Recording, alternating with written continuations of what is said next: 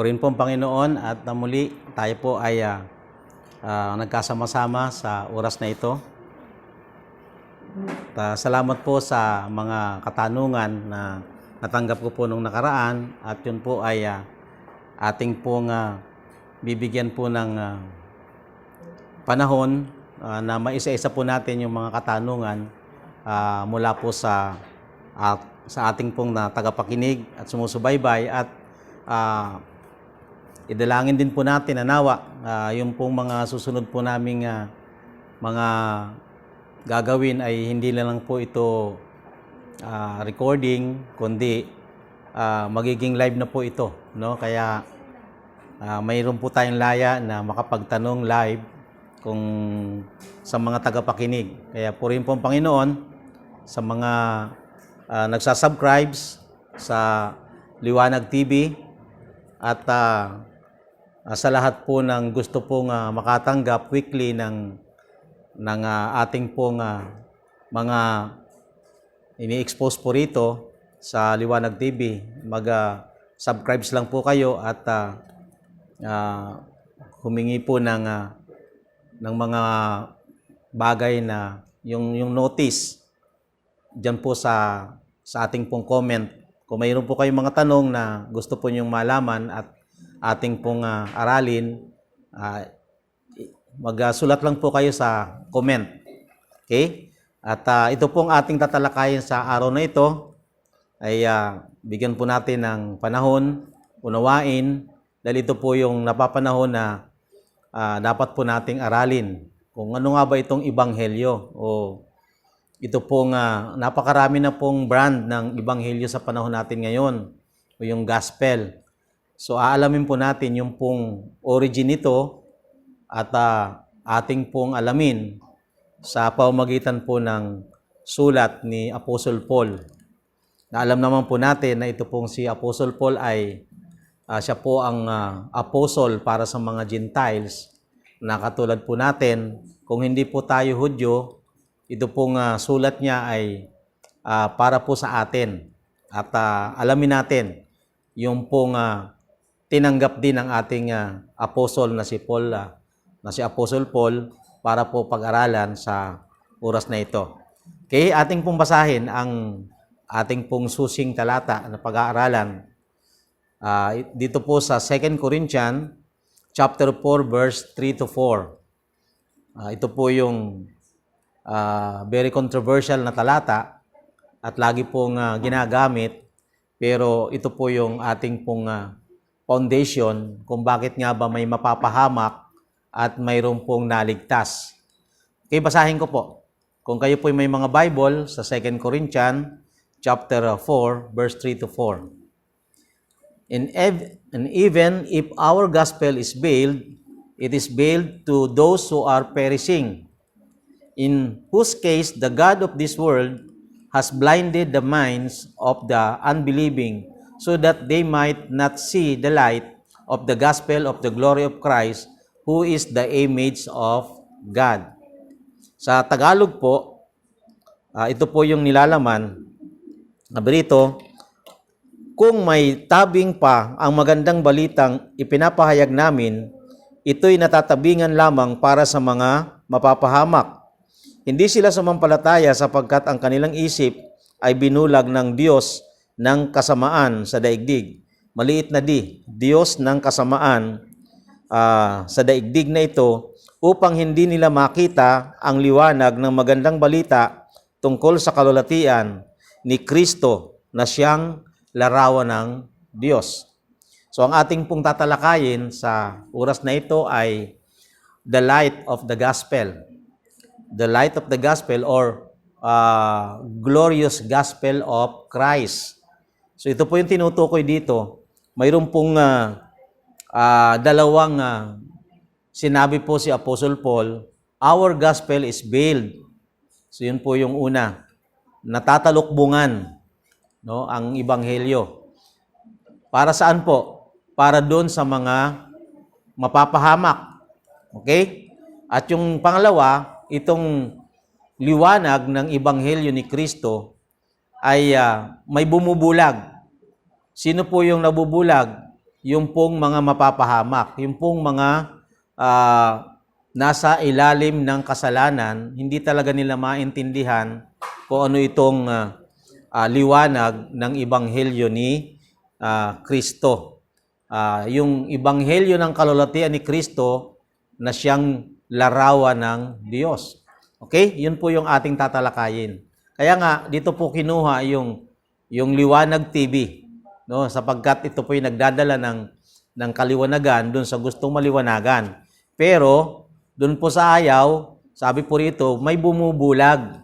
No? May bumubulag. Kaya, wala po tayong magagawa. Okay? Kaya, ating pong ilapit sa Panginoon na tayo po ay nawa maliwanagan sa oras na ito. Let us pray and ask the grace of God na tayo po ay abutin ng kanyang kapangyarihan sa oras na ito. Dakilang Diyos, amang makapangyarihan sa lahat, salamat po sa oras na ito. Tinataas ko sa inyo ang bawat nakapakinig at kung saan man abot ang programang ito, sa inyo ko po pinagkakatiwala. Sapagkat kinikilala ko po na kayo ang Diyos na nagliligtas at umaabot at ang pangangaral ng Ebanghelyo ni Kristo ang siyang kaparaanan para marinig ng mga tunay na tupa mo sa buong mundo ang tinig ng aming Panginoong Hesus.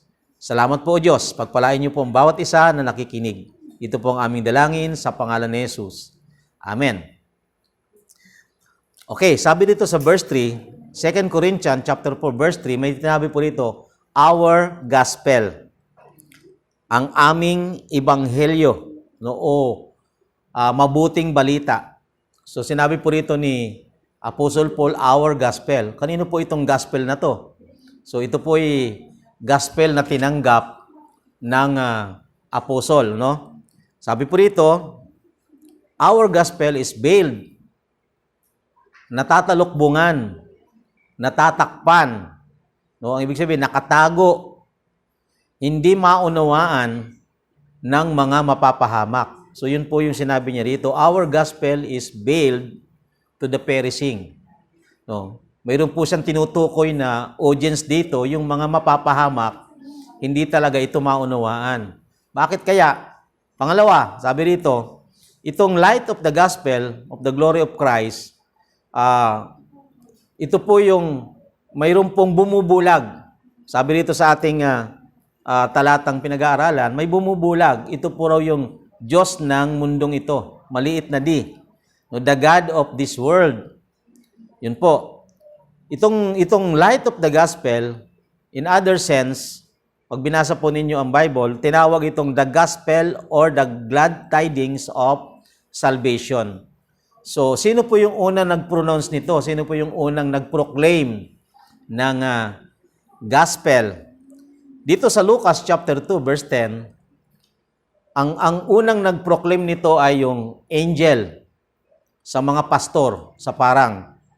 Sabi dito sa Luke chapter 2 verse 10, but the angel said to them, do not be afraid, for behold, I bring you good news of great joy, which will be for all people. So, tinasabi po rito, sabi ng angel, yung una nag-proclaim ng Ebanghelyo, o yung glad tidings, o yung mabuting balita, o good news. Kasi sa panahon natin ngayon, ang hirap nang makarinig ng good news. Puro bad news. At napakaraming bad news na pinagkakakitaan. Yung bang mga nakakatakot, nakakahindik, at ibig sabihin, yung para bang nakakawala ng pag-asa. No, yun po yung mga balita na pinakikinggan ngayon, lalo na sa pandemic na to, maraming takot. No, pero yung unang nag-proclaim ng Ebanghelyo dito sa Lucas chapter 2 verse 10 ay ito yung angel. Okay, na pumunta ron sa parang at binisita yung mga pastol sa parang. At biglang natakot, biglang nagliwanag, natakot yung mga pastor na nagbabantay ng mga tupa. At nagsalita itong angel na to. Sabi dito, do not be afraid. Wow. So yung pong totoong ebanghelyo, nag-aalis ng takot. Okay? Hindi na nanakot. Okay? So kaya nga yung unang bukas ng bibig ng angel, "Do not be afraid. I bring you good news of great joy."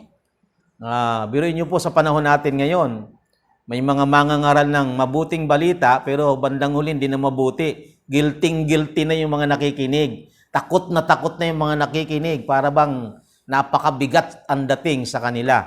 Pero ito pong unang nagbalita ng mabuting balita, ang unang-una po niyang inalis ay yung takot sa puso ng mga makikinig. That is good news.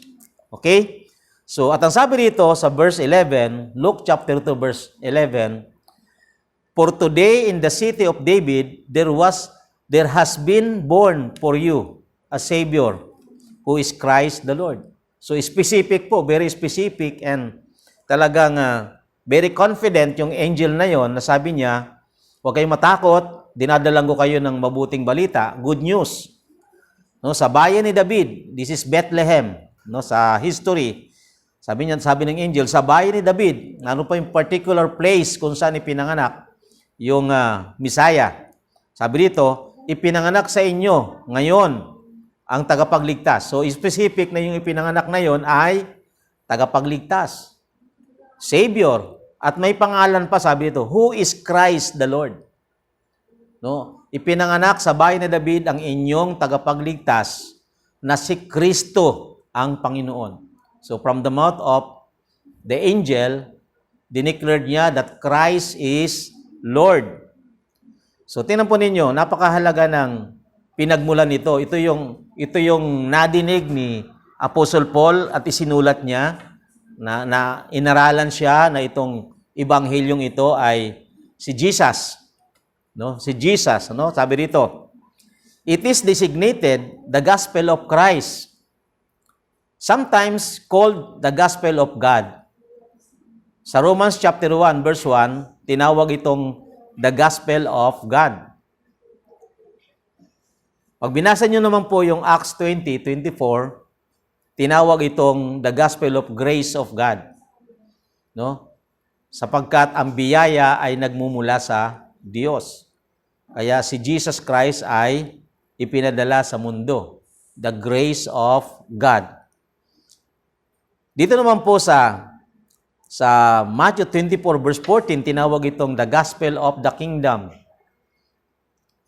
Then, sa iba naman pong aklat, tinawag itong gospel of peace, ebanghelyo ng kapayapaan. So, mayroon pong dating, mayroon nangyayari doon sa taong nakikinig.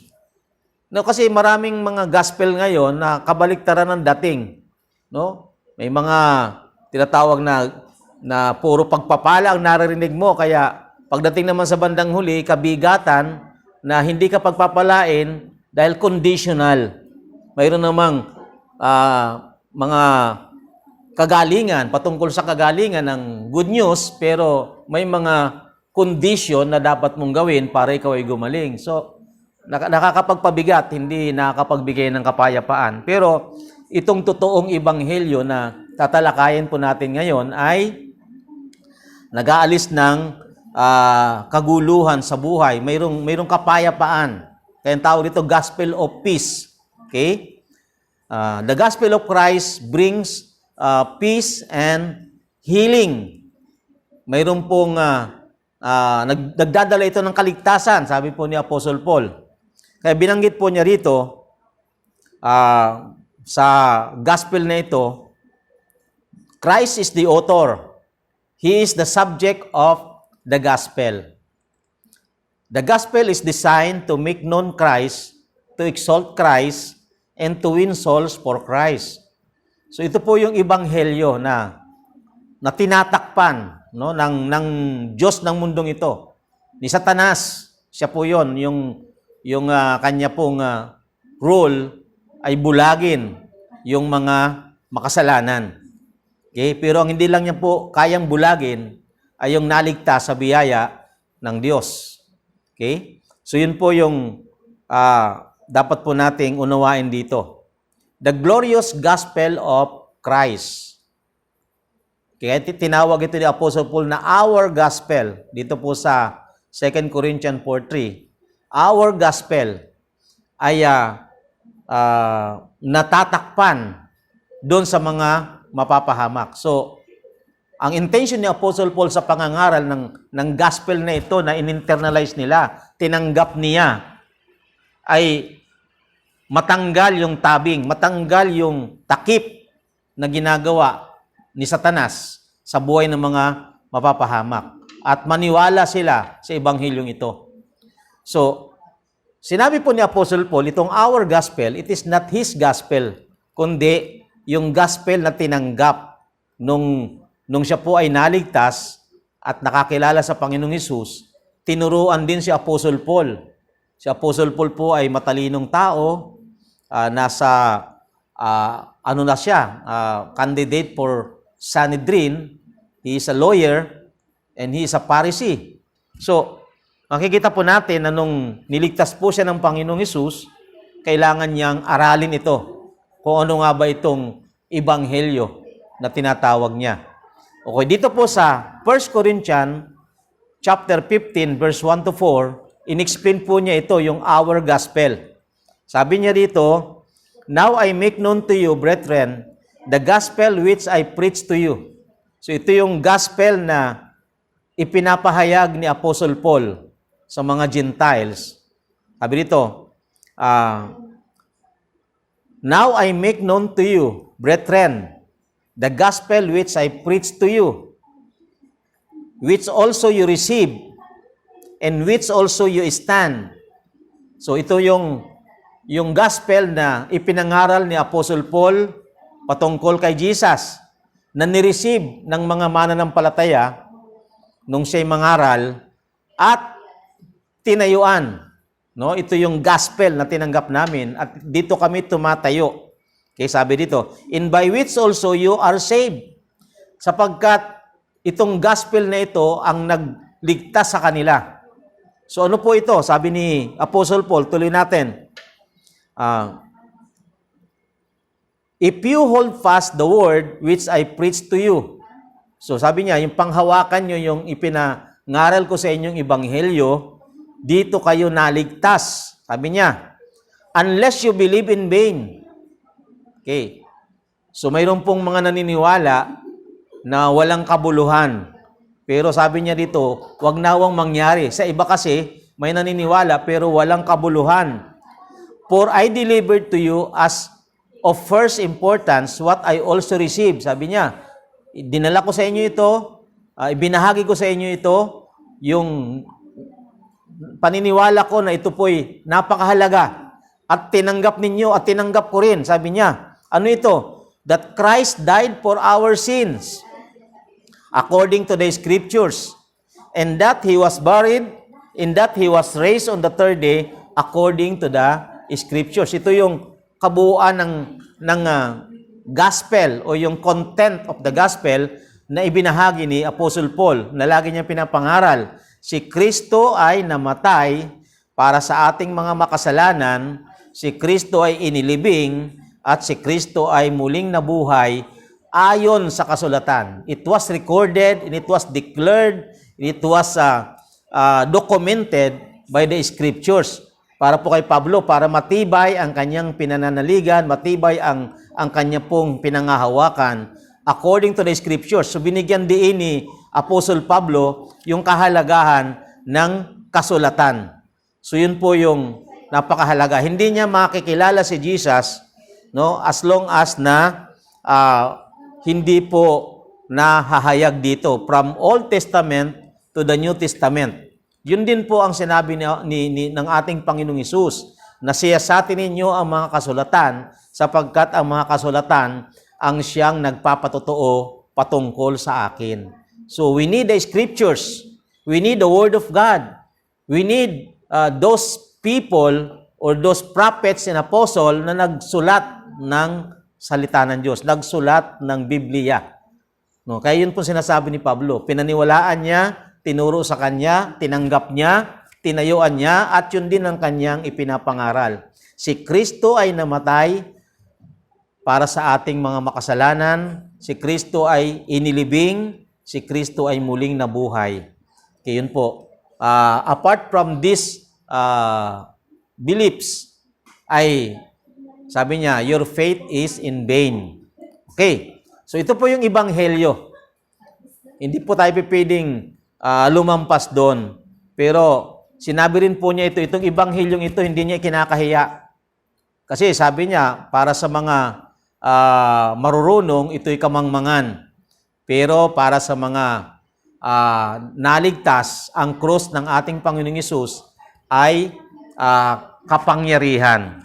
So Romans chapter 1, verse 16. Sabi po niya rito, sabi ni Apostle Paul, "For I am not ashamed of the gospel, for it is the power of God for salvation to everyone who believes, to the Jew first, and also to the Greek." So, tingnan po ninyo. It is the power of God to salvation. Which means Jesus Christ, siya po ang talagang gumanap nito, tumupad nito, at ito po yung naging batayan ng kaligtasan ng lahat. No? The finished work of Jesus on the cross of Calvary, na talagang ito po yung foundation, no? Na ating pong sinasampalatayanan. It is not by our works, it is not by our efforts, but we are saved by grace through faith. No? It is the gift of God. Kaya sabi po rito, ito po ay kapangyarihan ng Diyos. This gospel is the power of God. Okay? At ang sabi rito, power of God to those, for salvation. Okay? At doon sa mga naligtas, tanda po natin, mayroon na po tayong ginawa ang Diyos kung bakit tayo po ngayon ay lumapit kay Jesus, naniwala kay Jesus, because of that grace of God, yung faith ng Panginoon, no, after our salvation, no, gumawa ang Panginoon sa atin kung bakit tayo ay nabuhay. Kaya nga sabi ng Bible, because of our sin, of our transgression, we are all dead. No? Kaya tayong lahat ay patay. At ang sabi dito, sa Ephesians chapter 2, verse 4 to 5, kayo'y mga patay, pero sa kahabagan ng Diyos, binuhay kayo. No? Sa biyaya ng Diyos, kayo ay naligtas. Praise God. No? The truth of the gospel, the good news about Jesus Christ is veiled from those who are perishing. Sabi ni Paul, kaya nakakalungkot. No? Ang tagal ng panahon na ito lagi ang pangangaral. No? Since 33 AD, nung umakyat si Jesus sa langit, hanggang ngayon, ito pa rin ang pangangaral. Pero napaka-dedicated naman ni Satanas na i-deviate ang pundasyon na itinatag ng Panginoon. No, sa pangangaral ng mga propeta at mga apostol, itong si Satanas, sabi dito, Diyos ng mundong ito, maliit na di, siya po ang tagabulag, blinded the eye of those who are perishing, of those who are unbelievers, no, blinded the eyes.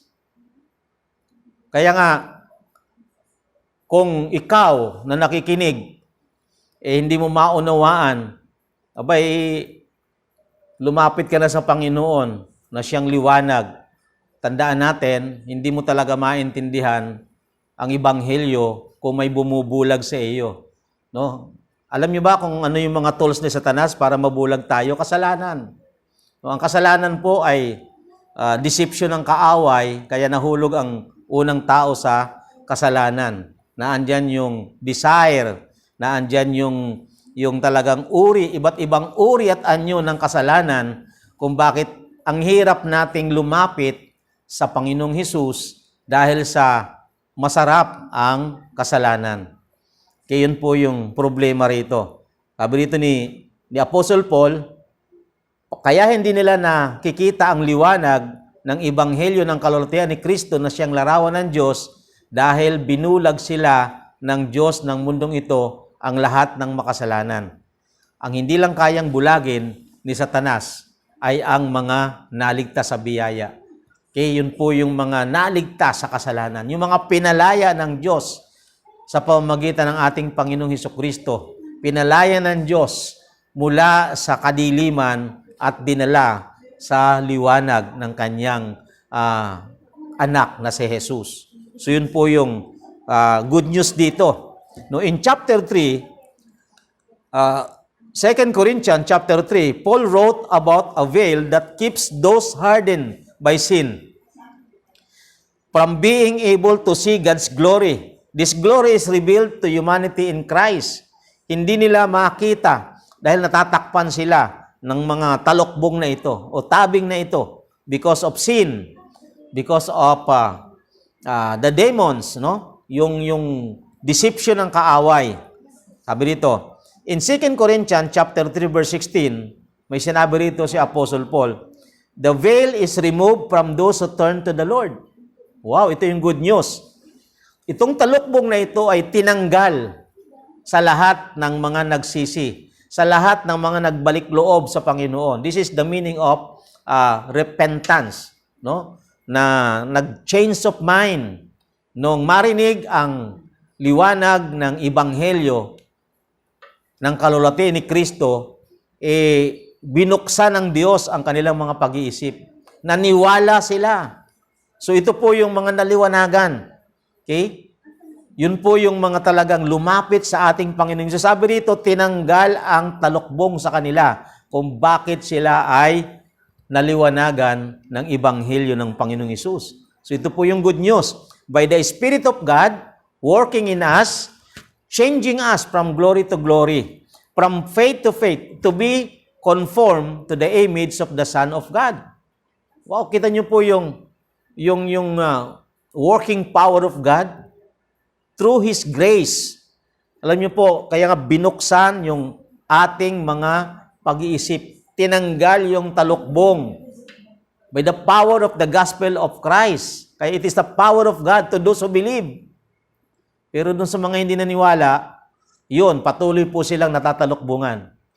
May kanya-kanya po silang mga ipinagmamalaking mga educational attainment, religion, mga kung ano-ano pong paniniwala. Pero it's up to them. Pero alam ko, ang Diyos ang nagbubukas ng bawat isipan. No, kaya ang Diyos po ang naghahanap. At ang hinahanap niya yung mga nawawalang tupa. Wala naman pong sinabi sa Biblia na naghahanap siya ng nawawalang kambing. Kaya ang sabi niya, ang hinahanap niya yung nawawalang tupa. Kaya ang tupa po ay nakikinig sa salita ng Diyos. Ang tupa po ay sumusunod sa salita ng Diyos.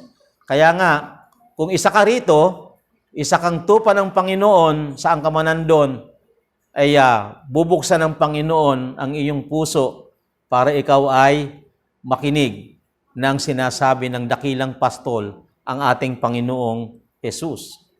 He is seeking for the lost sheep para ikaw ay maibalik sa kanyang kawan. Sabi po dito, and also Paul is insisted that not all understand his teaching. Kahit po si Pablo, napakagaling ng rhetorical preacher na to.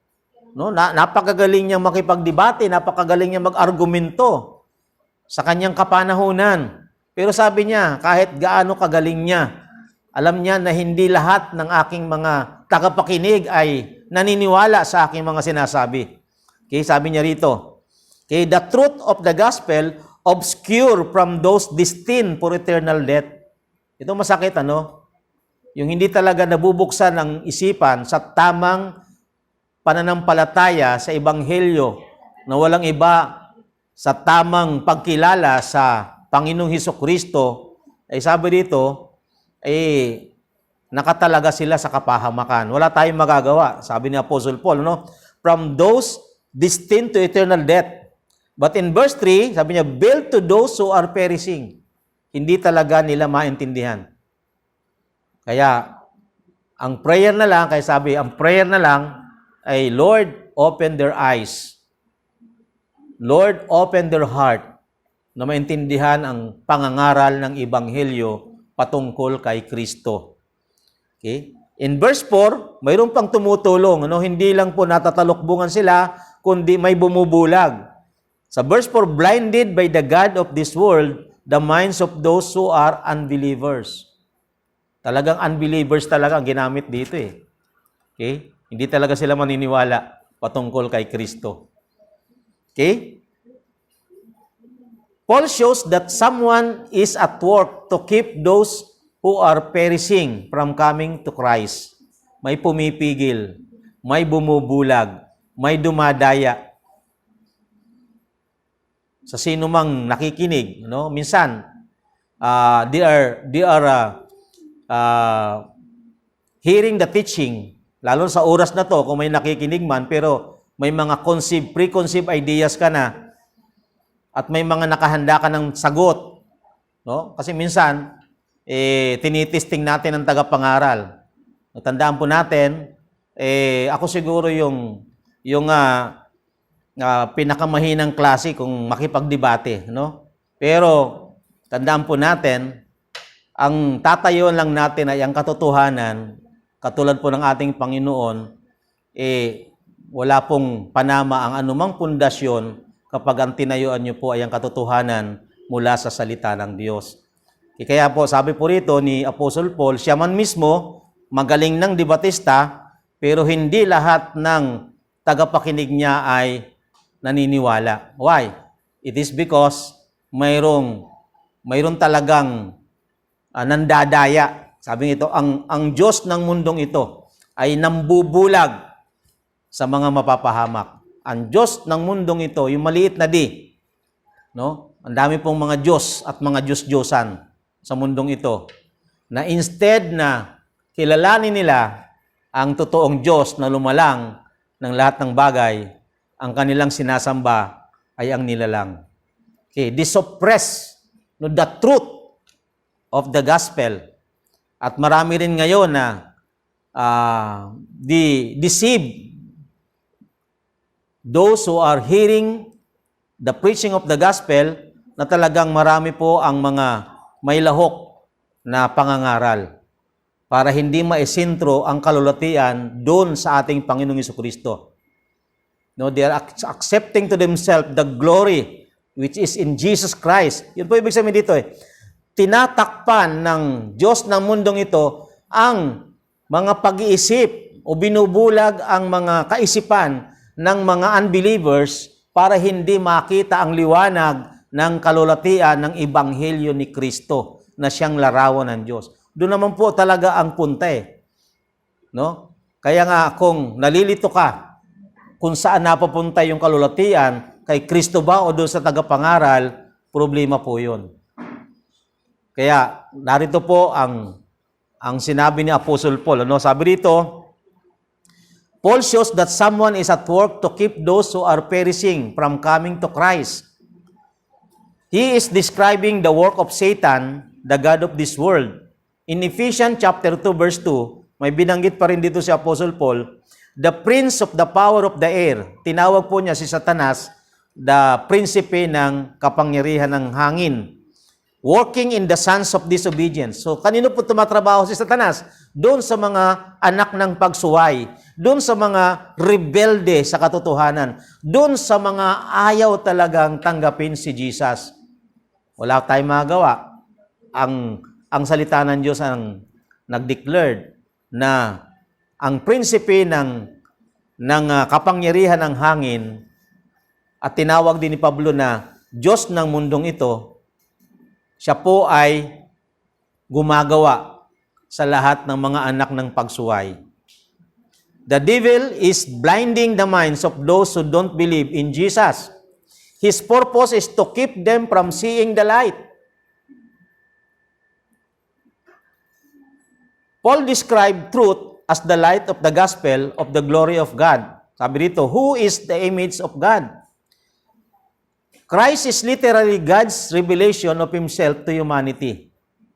Ito po yung si John, sinulat din po niya sa John chapter 1 verse 14, this word, Jesus Christ, sabi niya, in the beginning was the Word, and the Word was with God, and the Word was God.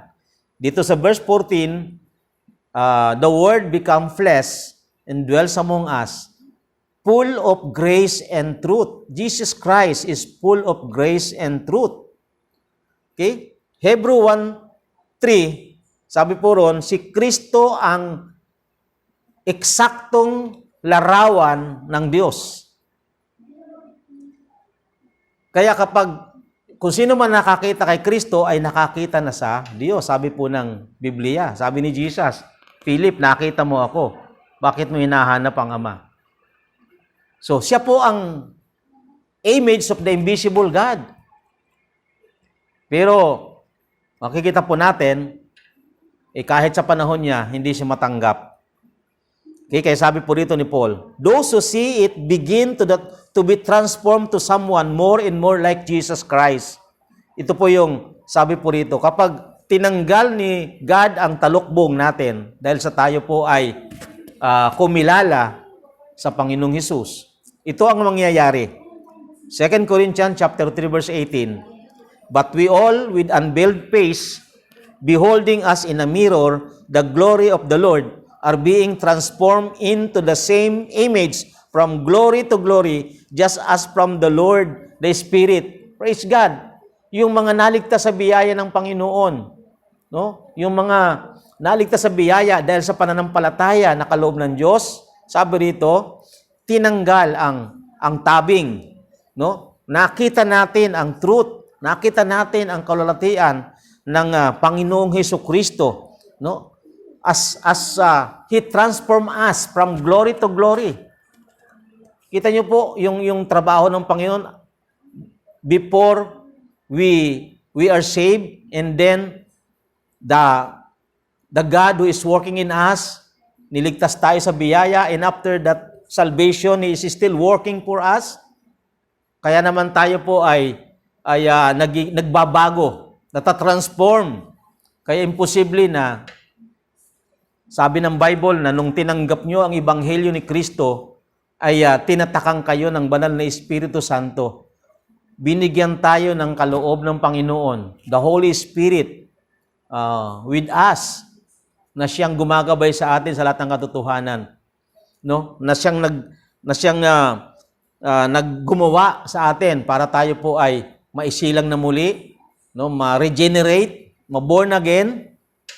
It is not by our effort, but born of God. Ito po yung gumawa sa atin. Kaya naman, sabi ni Pablo rito, nakakalungkot, may bumubulag sa mga unbeliever kung bakit hindi nila makita ang liwanag ng Ebanghelyo ng kalulatian ni Kristo.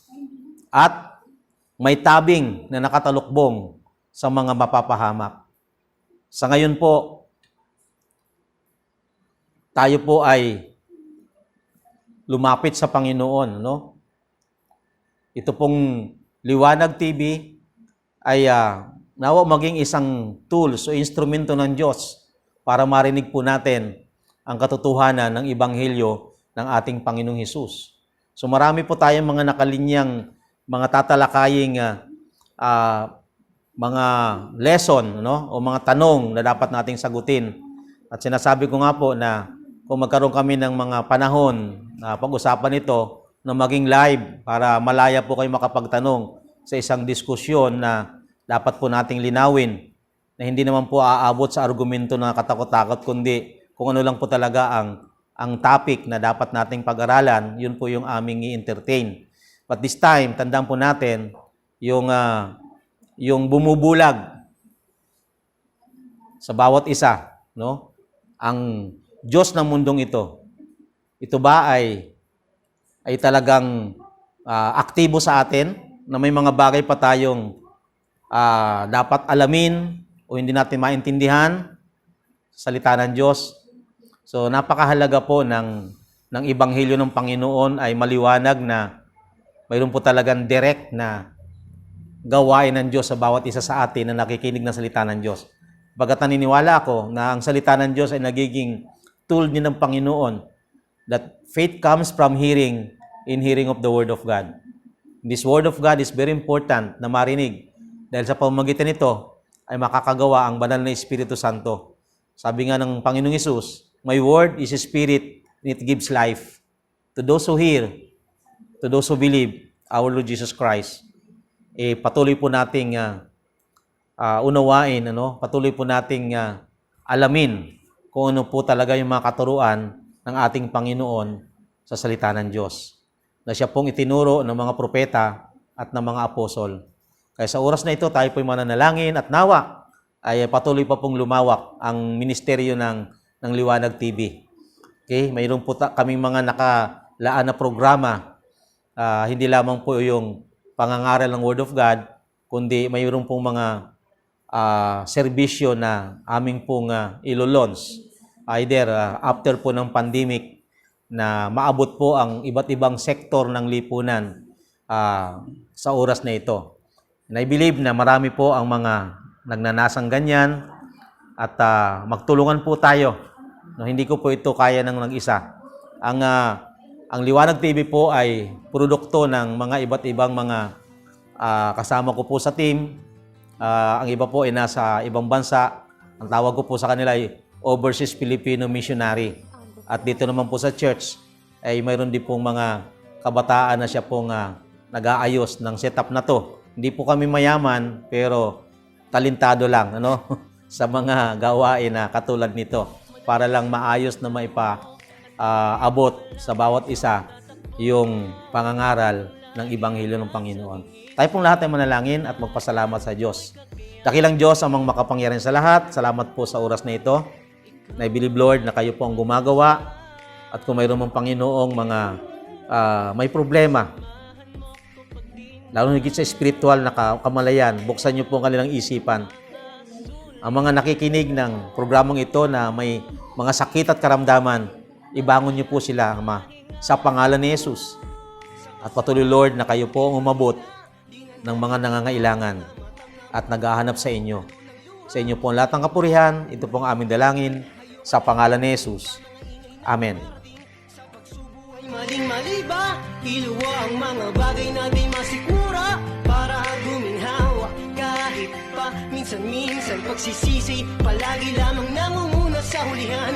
Di mo